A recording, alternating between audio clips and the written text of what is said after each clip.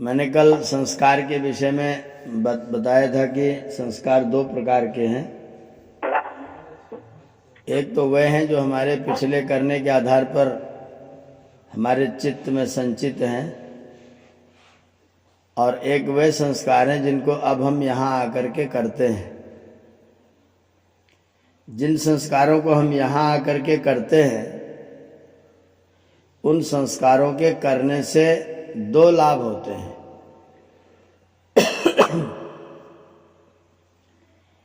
एक लाभ तो यह होता है कि पहले वालों की सफाई होती है, और दूसरा लाभ यह होता है कि नए आते हैं। संस्कार करने से पहले वालों की सफाई होती है। जैसे अपने लोग खेती करते हैं तो खेती में कुछ बीज डालते हैं, नए बीज डालते हैं, नए बीज बोते हैं, लेकिन उस खेत में मिट्टी में पहले से पिछले साल के भी कुछ बीज उसमें पड़े रहते हैं। पिछले वर्षों के बीज उसके अंदर पड़े रहते हैं।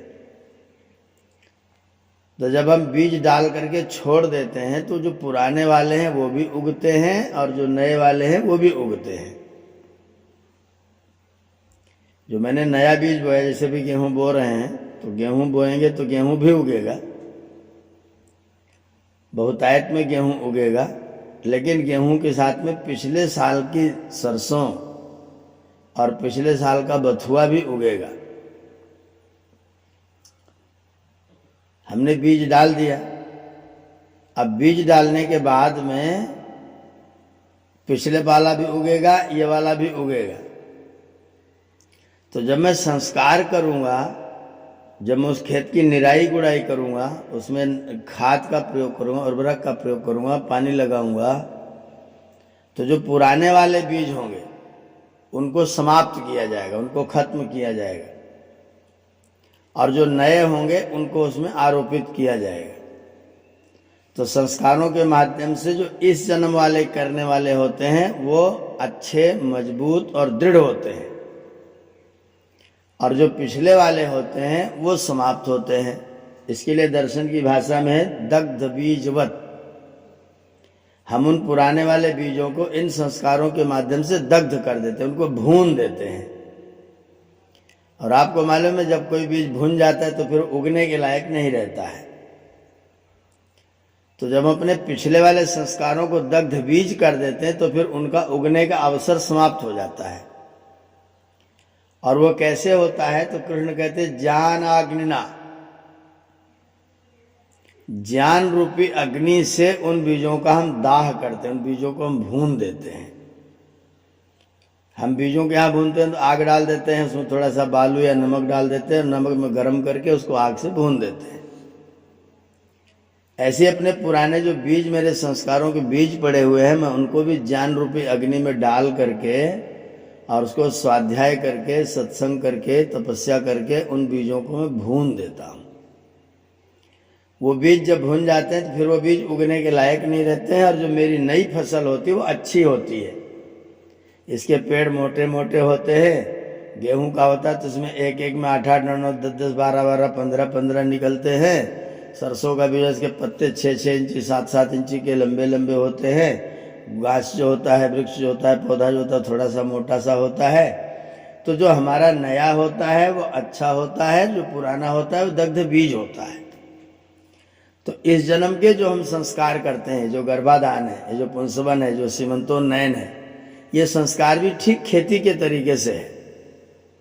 जब हम इन संस्कारों को करते हैं तो पुराने वाले संस्कार दग्ध बीज होते हैं। हमारे घर में जो संतान आने वाली है, अभी आई नहीं है, अभी आने वाली है, अभी हमारी फसल आई नहीं है, अभी अपनी फसल को लाने वाले हैं। तो फसल को लाने से पहले हम फसल की तैयारी करते हैं। कौन से खेत में कौन सा बीज डालना है, कौन से खेत में कौन सा बीज बोना है, और जिस बीज को बोना है उस बीज के लायक वो मिट्टी, वो खेत है भी कि नहीं है। हमें बोना है आलू, उसमें भरता है पानी। अगर जरा सी बरसात हो गई तो खेत में पानी भर जाता है। अब अगर आप उसमें आलू बो देंगे तो आपका आलू सड़ेगा, वो ठीक से पैदा नहीं होगा। गन्ने को चाहिए खूब पानी। अगर आपने बलोथर मिट्टी में गन्ना बो दिया तो आपका गन्ना 5-5 फीट का होके मर जाएगा, 5 फीट उसकी बढ़ोतरी मुश्किल से होगी। वही गन्ना जब चिकनी मिट्टी, काली मिट्टी में पहुंच जाएगा तो उसकी लंबाई 8 फीट 9 फीट भी हो जाएगी। तो मैं कौन सा बीज बोना चाहता हूं, और उस बीज को बोने से पहले मेरा क्षेत्र कैसा है, मेरा खेत कैसा है। तो आपको पहले खेत की तैयारी करनी पड़ती है। अगर हम खेत को तैयार नहीं करते हैं, बीज लेकर के पहुंच जाते हैं, तो फिर आपके बीज की उगने की संभावनाएं बहुत अच्छी नहीं होती है। तो हम पहले खेत को तैयार करते हैं, उनकी जुताई करते हैं, गुड़ाई करते हैं, घास फूस बाहर निकालते हैं, मेड़ के किनारे किनारे घास छील करके साफ कर देते हैं, उसको जोत करके तैयार कर देते हैं, पटेला लगा देते हैं, मिट्टी भुरभुरी बना देते हैं, बीज डालने के लायक उसको तैयार कर देते हैं। और अपने मस्तिष्क में रखते हैं कि हमको इस खेत में ये वाला बीज बोना है, मुझको ऐसा वाला बीज चाहिए। वो माता और पिता जो बोने वाले हैं, किसान लोग हैं, उन दोनों को तैयारी करनी पड़ती है कि मेरे घर में कैसा बीज चाहिए, मैं कैसा बीज लाना चाहता हूँ। और बीज अनेक प्रकार का है, अरबों प्रकार का बीज परमात्मा के पास में है, और वो सारा बीज बोने के लिए तैयार रखा हुआ है। सारे आने को तैयार रखे हुए, सारे जीव आने को तैयार रखे हुए। उनमें से अपने को कौन सा बीज लाना है। एक एक बीज के कई कई प्रकार हैं। आपको कौन से प्रकार का बीज बोना है, उसके लायक आप अपने खेत को तैयार करते हैं और वैसा बीज अपने मस्तिष्क में रखते हैं। तो बीज को मस्तिष्क में रख करके फिर आप खेत की तैयारी करते हैं। इसीलिए कल डॉक्टर साहब कह रहे थे कि हमारे शरीर का संशोधन होना चाहिए। पुरुष के शरीर का भी संशोधन होना चाहिए, स्त्री के शरीर का भी संशोधन होना चाहिए। और दोनों के संशोधित शरीर जो फसल लाने के लायक, फसल तैयार करने के लायक हों, ऐसे दोनों जो हों, दोनों तैयार हों और दोनों जैसा लाना चाहते हैं, जैसी संतान लाना, जैसी फसल लाना चाहते हैं, जो पैदा करना चाहते हैं, उसके बारे में दोनों पहले एक मत हों कि हम दोनों मिल करके इस एक ऐसी चीज को लाना चाहते हैं। प्रायः ऐसा होता है कि स्त्री और पुरुष जी संशोधन या शोधन, शोधन, परिशोधन, संशोधन, सब परिशोधन भी होना है, शोधन भी होना है, संशोधन भी होना है। शोधन तो सामान्य रूप से सफाई है, कपड़े लत्ते अच्छे पहनने हैं, भोजन अच्छा करना है, ये तो आपका शोधन है। जब आप संशोधन करने के लिए जुटते हैं तो फिर आप और तैयारी करते हैं, फिर औषध सेवन करते हैं, औषधीय प्रयोग करते हैं, यौगिक प्रयोग करते हैं, योग का प्रयोग करते हैं, तब संशोधन करते हैं। और जब आप सर्वथा ध्यान रख करके, मैं अपने लक्ष्य को ध्यान में रखते हुए और लक्ष्य को ध्यान में रख करके तदनुकूल उग्र तप करते हैं, तब आपका परिशोधन होता है। सामान्य स्थिति शोधन की है और थोड़ी सी अच्छी संशोधन की है, और एकदम पूर्ण तपस्या से, पूर्ण मनोयोग से जब आप किसी कार्य में जुट जाते हैं तो परिशोधन की है। तो परिशोधन करते हुए, खाली संशोधन तक भी नहीं, शोधन तक भी नहीं, परिशोधन तक पहुंच करके माता पिता तैयारी करें और बीज के लिए भावना बनाएं, किसको लाना है, कौन मेरी संतान होना चाहिए, मेरे घर में कौन आना चाहिए, मैं किसको पसंद करता हूं। पसंद में एक व्यक्ति है जो मेरे घर में बहुत, मेरा पुत्र बहुत धनी होना चाहिए, एक कहते मेरा पुत्र बहुत ज्ञानी होना चाहिए, एक सोचते मेरा पुत्र बहुत वैराग्यवान होना चाहिए, मेरा पुत्र सन्यासी हो जाए तो मेरा जीवन सफल हो जाए, एक कहता है मेरा पुत्र धनी हो जाए, तो इतना धनी हो जाए तो मेरा जीवन सफल हो जाए, एक कहते कि नहीं मेरा पुत्र ज्ञानी हो जाए, विद्वान हो जाए, तपस्वी हो जाए, योगी हो जाए, ऐसा मुझे पुत्र चाहिए, मुझे ऐसी संतान चाहिए कि उसमें ऐसा फल चाहिए जो बहुत सुंदर हो, बहुत श्रेष्ठ, में कोई दाग ना हो, बेदाग फल चाहिए। तो आपको कैसा चाहिए, आपके सामने आदर्श क्या है, आप कैसा चाहते हैं। तो जिस तरह का आप अपना आदर्श, अपने भाव बनाते हैं, उस तरह के भावों को दीर्घकाल निरंतर सत्कारा सेविता, लंबे समय तक निरंतर श्रद्धा पूर्वक, निष्ठा पूर्वक उसके विषय में विचार करते रहें, चिंतन करते रहें, तर्क वितर्क करते रहें, ऊहा करते रहें, उसके विषय में बार बार सोचते रहें, कैसा होता है, ऐसा होता है। और उसको सोच करके, देख करके, विचार करके अपनी प्रसन्नता, अपना आमोद अनुभव करते रहे। ऐसा होता है, ऐसा होता है, ऐसा होता है। तो दोनों मिल करके बैठ करके दोनों जने विचार करें कि मुझको ऐसा चाहिए, मैं ऐसा चाहता हूँ, ऐसा चेहरा चाहता हूँ, ऐसा शरीर चाहता हूँ, ऐसा मस्तिष्क चाहता हूँ, ऐसी बुद्धि चाहता हूँ, ऐसा धन चाहता हूँ, ऐसा बल चाहता हूँ। उनमें भी मेरे दृष्टिकोण में प्रमुख क्या है, हम मुख्यता किसको प्रदान करते हैं। एक व्यक्ति के पास में ज्ञान है, एक व्यक्ति के पास में बल है, एक व्यक्ति के पास में धन है। हम चाहते तो हैं कि सब चीज होनी चाहिए, लेकिन सब में से आप मुख्यता किसको प्रदान करते हैं, आपकी दृष्टि में प्रमुख कौन है। जब इस पर आप विचार करेंगे, चिंतन करेंगे, तो आप देखेंगे हमारे पास में 4 चीजें हैं, सेवा, धन, बल और ज्ञान। ये 4 रुचि वाले व्यक्ति संसार में हैं। एक व्यक्ति है जो सेवा करने की रुचि वाला है, एक व्यक्ति जो धन की रुचि वाला है, एक व्यक्ति जो बल की, शक्ति की, न्याय की रुचि वाला है, और एक व्यक्ति ज्ञान की रुचि वाला है। अगर ये चारों थोड़े थोड़े होते हैं तो उत्कृष्टता नहीं होती है। उत्कृष्टता करने के लिए एक किसी को अधिक महत्व प्रदान करना पड़ता है। अब आप चिंतन करना प्रारंभ करें कि सेवा ज्यादा महत्वपूर्ण है, कि धन ज्यादा महत्वपूर्ण है, कि शक्ति ज्यादा महत्वपूर्ण है, कि ज्ञान ज्यादा महत्वपूर्ण है। तो निश्चित तौर पर आप सब सोचेंगे कि ज्ञान महत्वपूर्ण है।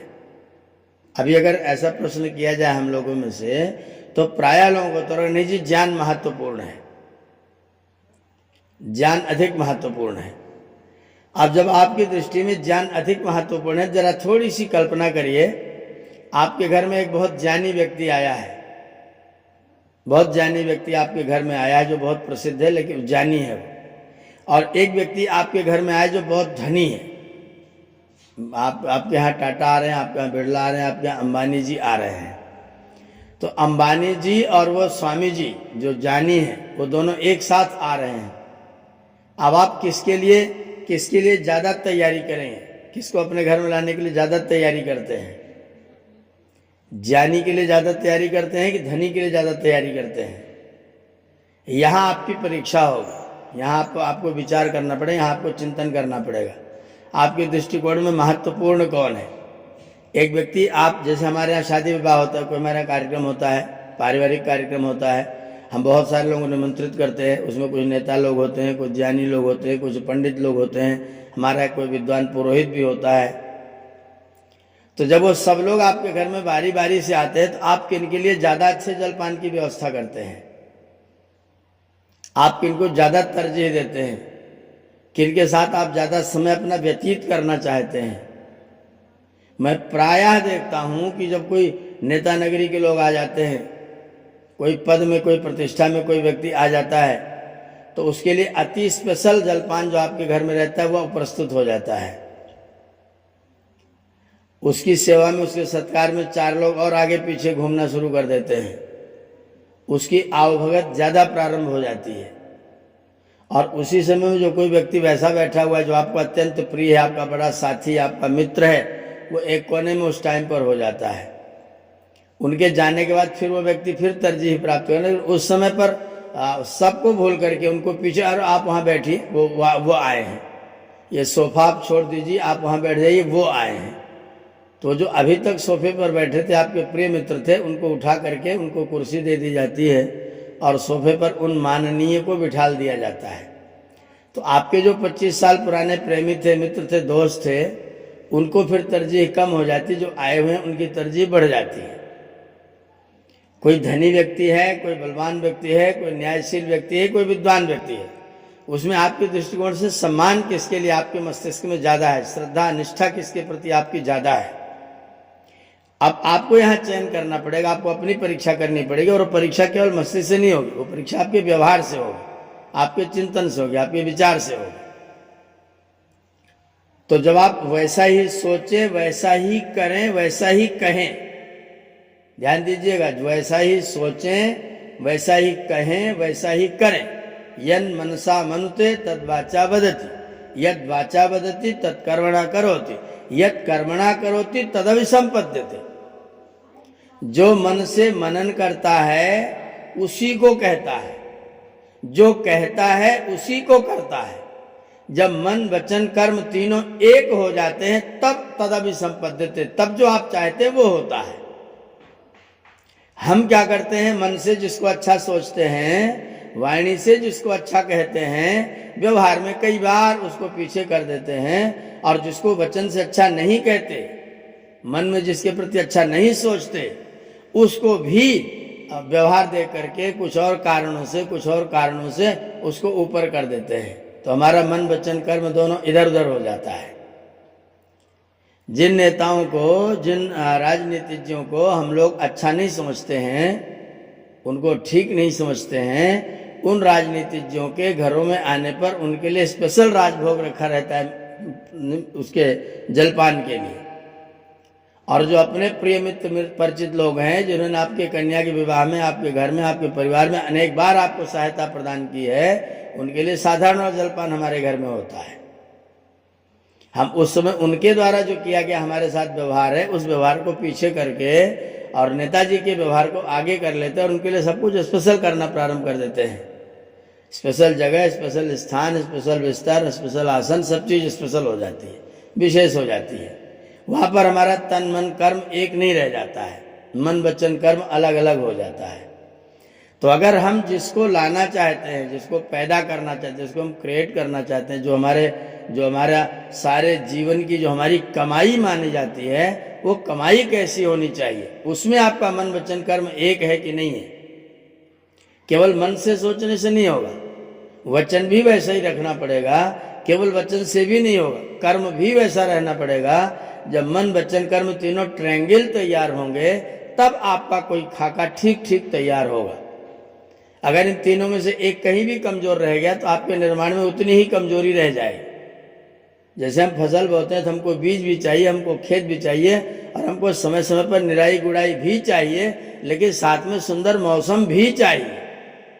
अगर आपका मौसम बिगड़ गया तो आपकी निराई गुड़ाई सब खत्म हो जाएगी। आपकी गेहूं की फसल बिल्कुल तैयार रहेगी, और आपने जो है एकदम, जब उसमें फल आ गया उस समय लास्ट पानी आपने लगाया, और जब आपने लास्ट पानी लगाया उसके बाद में एक दिन तेज हवा चल गई। अब आपकी सारी जो 2 महीने की मेहनत थी, वो सारी की सारी मेहनत एक दिन में चौपट हो जाएगी। गेहूं गिरते ही आपका सब खराब हो जाएगा। तो अगर मौसम ठीक ना हुआ, बीज ठीक ना हुआ, खेत ठीक ना हुआ, निराई गुड़ाई ठीक ना हुई, संस्कार ठीक ना हुए, ये सारी चीजें फैक्टर बनेगी, सारी चीजें असर कारक बनेगी। तो आपको आपका मौसम भी ठीक करना पड़ेगा। मौसम का मतलब हमारा जो बाह्य वातावरण है, जो घर के अड़ोस पड़ोस के लोग हैं, जो घर में रहने वाले लोग हैं, वो सब बाह्य वातावरण है, वो भी वातावरण बिगाड़ते हैं। दादा दादी बच्चों के निर्माण में बहुत बड़ा वातावरण बिगाड़ते हैं, बहुत बड़ा वातावरण बिगाड़ते हैं। अपने मोह के कारण, अपने प्रेम के कारण से बहुत सारा वातावरण खराब कर देते हैं। वातावरण भी ठीक हो, निराई गुड़ाई संस्कार भी ठीक हो, बीज भी ठीक हो, खेत भी ठीक हो, चारों चीजें जब ठीक ठाक होंगी, तब आपकी जो फसल होगी, जो आपका जो आप उत्पन्न करना चाहते हैं, वो बिल्कुल श्रेष्ठ, बिल्कुल उत्तम होगा, और आपकी भावना के अनुरूप होगा। इसमें जितने परसेंटेज की कमी आएगी, उतनी परसेंटेज कमी न्यूनता रह जाएगी। इसलिए गृहस्थ आश्रम को महर्षि दयानंद ने ज्येष्ठ और श्रेष्ठ आश्रम कहा हुआ है। ये आश्रम ज्येष्ठ और श्रेष्ठ इसीलिए, स्वामी जी ने सन्यास को ज्येष्ठ नहीं कहा। जब स्वामी जी से प्रश्न किया गया कि गृहस्थ श्रेष्ठ है कि सन्यास श्रेष्ठ है, तो स्वामी जी ने कहा अपने अपने स्थान पर सब श्रेष्ठ है, किंतु सर्वश्रेष्ठ अगर किसी को कहा जाएगा तो वो गृहस्थ आश्रम है, क्योंकि इसमें तपस्या बहुत ज्यादा है, क्योंकि यहाँ से निर्माण होता है, क्योंकि यहाँ से मैन्युफैक्चरिंग होती है, यहीं से सारा माल निकलता है, जो बाद में आगे आने वाली दुनिया को ठीक करने वाला होता है, सारा माल यहीं से उत्पन्न होता है। अगर ये ठीक न हुआ, अगर व्यवस्था ठीक न हुई, तो फिर आपका सारा किया कराया व्यर्थ हो जाएगा, या फिर उतना नहीं होगा जितना हम चाहते हैं। इसलिए जो हम चाहते हैं, जैसा हम चाहते हैं, वो मेरे मन में हो, वही मेरे वाणी में हो, और वही मेरे व्यवहार में भी। वैसा ही मैं सोचूं, वैसे ही मैं कहूं, वैसे ही मैं करूं। मेरे व्यवहार में वो चीज होनी चाहिए। मुझे स्वाध्यायशील संतान चाहिए, मुझे योगी संतान चाहिए, और मैं व्यायाम, आसन, प्राणायाम, प्रत्याहार कुछ भी नहीं करता हूं। मैं स्वयं कुछ भी नहीं करता हूं। आसन, व्यायाम, प्राणायाम, प्रत्याहार मेरे मस्तिष्क में, मेरे जीवन में कुछ भी नहीं है। मुझे संतान योगी चाहिए, तो किधर से आएगी? उसको लाने के लिए आपको प्रतिदिन वो कार्य करते रहना पड़ेगा, आपको भी वो कार्य करना पड़ेगा। जो हम अपनी संतानों से चाहते हैं वो हमें खुद भी पहले से तैयारी के समय से ही वो कार्य हमको भी करना पड़ेगा।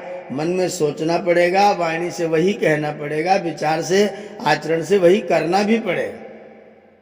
मन वचन कर्म में जितने परसेंटेज की न्यूनता होगी उतने ही परसेंटेज की आपके निर्माण में कमी भी होगी।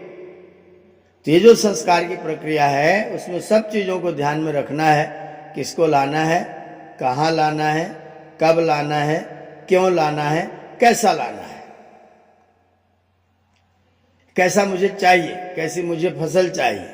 अगर मुझे फसल चाहिए तो उसके निर्माण के लिए जिन चीजों की आवश्यकता होती है उन सारी चीजों का प्रयोग किया जाए। मैं चाहता हूं कि मेरे पुत्र बिल्कुल आलसी ना हो और मैं उठते समय ही कम से कम 15 मिनट उठने में खराब कर लेता हूं। उठने में, जगने में, बिस्तर से उठने में मेरे 15 मिनट खराब हो जाते हैं और मैं चाहता हूं कि मेरे घर में कोई व्यक्ति आलसी न रहे, तो कैसे संभव होगा? आलसी कोई न रहे इसके लिए मैं आलसी न रहूं, उपदेश भी करता रहूं, कहता भी रहूं, वैसा ही करता भी रहूं, वैसे ही मन से विचार करता रहूं, अपने लिए भी विचार करता रहूं, दूसरों के लिए भी विचार करता हूं, वैसे ही कहता रहूं। करो, करके देखो, आचरण से जानो और वैसा ही मन से भावना भी करो। और एक ही ना करे बल्कि दोनों करे। अगर एक थोड़ा सा ढीला होगा तो उतना ही ढीलापन आ जाएगा, उतनी ही कमी, उतनी न्यूनता थोड़ी सी रह जाएगी। जितनी जितनी कमी रहे, हम लोग सुनते हैं कि महाभारत में सुनते हैं कि अर्जुन जो थे वो अपनी श्रीमती जी को सुना रहे थे चक्रव्यूह की कहानी। चक्रव्यूह की कहानी सुनते सुनते सुनते तो सुभद्रा को नींद आ गई। नींद आ गई तो उनको नींद की जो कमी थी वो नींद आने के कारण, उनके आलस्य के कारण से उतनी कमी अभिमन्यु के जीवन में रह गई। उन्होंने चक्रव्यूह में घुसना तो सुन लिया था पर निकलने की प्रक्रिया आते आते माता जी को नींद आ गई और उन्होंने सुनना बंद कर दिया और अभिमन्यु निकलना सीख नहीं पाए। एक छोटा सा मोटा सा उदाहरण है। अगर मेरे निर्माण की प्रक्रिया में, मेरे मन में, मेरे जीवन में, मेरे कर्म में कहीं से भी कोई आलस्य की मात्रा आएगी, उस आलस्य का परिणाम हमको सारे जीवन भोगना पड़ेगा। इसलिए बहुत सन्नद्ध होकर के अपने जीवन के द्वारा संतान के निर्माण का प्रयत्न करना है। इस सारे प्रयत्न को महर्षियों ने संस्कार की संज्ञा दी हुई है। इस सारे प्रयत्न को महर्षियों ने संस्कार कहा हुआ है। अगर हम इन प्रयत्नों को करते रहते हैं, ऐसी व्यवस्था सोच करके, विचार करके, चिंतन करके, वैसे ही भोजन, वैसे ही व्यवहार, वैसे ही आसन, वैसी व्यवस्थाएं, वैसी सारा सब कुछ हमारा पूरा एकदम जब निर्माण की प्रक्रिया हो तो जिस कमरे में हम रहते उस कमरे को भी उसी भावना के अनुकूल कर दिया जाए, उसमें वैसी ही चीजें रखी जाए। अगर मैं चाहता हूँ मेरा पुत्र योगी होगा तो कमरे में बहुत सारा सामान बटोर के न रखा जाए, कमरे को थोड़ा सा खाली खाली रखा जाए। उसमें आपके कमरे में दिखाई पड़े कि आप अपरिग्रही हैं। आप अगर परिग्रही होंगे, व्यवहार में परिग्रही होंगे, तो फिर अपरिग्रह करने वाला व्यक्ति आपके घर में कहां से आएगा? तो मेरा कमरा भी उस तरह का सजा हुआ होना चाहिए। मेरी कमरे में अगर मैं चाहता हूँ मेरा स्वाध्यायशील हो तो मेरे कम से कम पुस्तकों को हमारे कमरे में स्थान मिलना चाहिए। अगर मैं चाहता हूँ मेरे आदर्श राम और कृष्ण हैं तो उनके चित्र को भी स्थान मिलना चाहिए। अगर मैं चाहता हूँ मेरे यहाँ योगासन प्राणायाम होता रहे, मेरा पुत्र योगी, मेरी संतान योगी बन जाए, तो मुझे योग वाला एक चार्ट भी वहाँ लगाना चाहिए। कुछ ध्वनि, कुछ उस तरह के शब्द जो जिसमें प्रेरणा प्राप्त होती है आत्मिक उन्नति की, अध्यात्म की, ईश्वर की, उस तरह की ध्वनियाँ मेरे कान में प्रतिदिन पड़नी चाहिए। उस तरह का मेरा सत्संग होना चाहिए, उस तरह का मेरा स्वाध्याय होना चाहिए, उसी तरह का मुझे मेरा भोजन भी उसी तरह का होना चाहिए। ये बड़ी तपस्या का कार्य है। ये बहुत साधारण कार्य, वास्तव में असाधारण कार्य है। क्योंकि जब भी हम गाड़ी का कोई पुर्जा बनाना, जो कोई कंप्यूटर बनाता है, कोई लैपटॉप बनाता है, कोई मोबाइल बनाता है, तो उसमें एक एक चीजें इतनी झीनी झीनी, इतनी छोटी, इतनी साधारण चीजें, अगर वो जरा सी गलत जुड़ जाए तो सारी सारी प्रक्रिया भंग हो जाए।